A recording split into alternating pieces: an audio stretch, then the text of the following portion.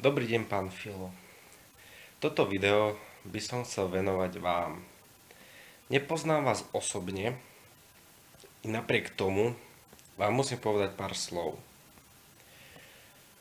Na začiatok by som vám chcel povedať, že si veľmi vážim, že ste minulý mesiac zorganizoval pochod proti islámu.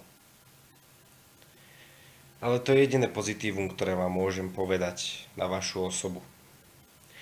Poďme teraz k tomu hlavnému, čo vám chcem povedať.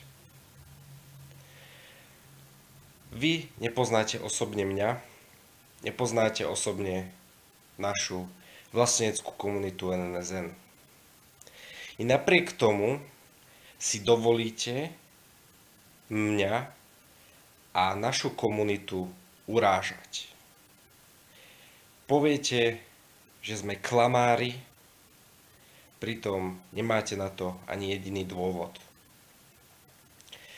Urážate mňa, urážate našu komunitu, urážate členov Slovenského hnutia Obrody, predsedu Slovenského hnutia Obrody, samotné Slovenské hnutie Obrody a politickú stranu Ľudová strana Naše Slovensko.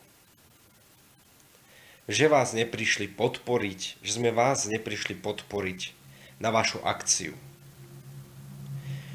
Vy ste mi písali, že v národnom hnutí vaše meno niečo znamená.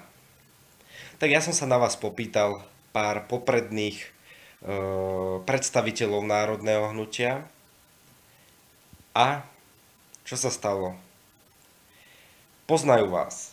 Poznajú vás ale iba cez Facebook a Skype. To je tak všetko. Takže neviem, o akom veľkom vašom mene v národnom hnutí hovoríte. To, že ste frustrovaní z toho, že vám neprišlo na akciu v 3 mestách naraz viac ako 400 ľudí, ja, ani NNSN, ani pán Švec, ani SHO, ani pán Kotleba, ani Ľudová strana Naše Slovensko za to nemôžu. Ako sme predpokladali, tak sa aj stalo. Prišlo málo ľudí, pretože je podľa nás nezmysel konať každý mesiac pochod. Musí sa spraviť jeden silný pochod, ktorý podporia všetky národné organizácie, hnutia, strany i komunity. A takým protestom je tohtomesačný protest v Bratislave, ktorý sa bude konať 25.6. o 15. hodine na hlavnej stanici v Bratislave.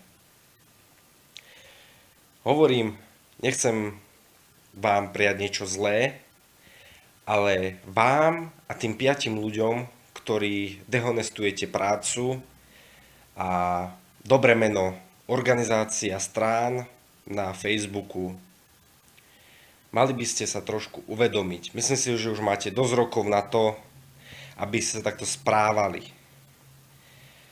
A keď poviete, že my vás urážame, že povieme, že ten pochod nedopadol dobre, tak si myslím, že to je úplná taká vec, že to ani nemá zmysel, pretože sme si iba vyjadrili svoj názor.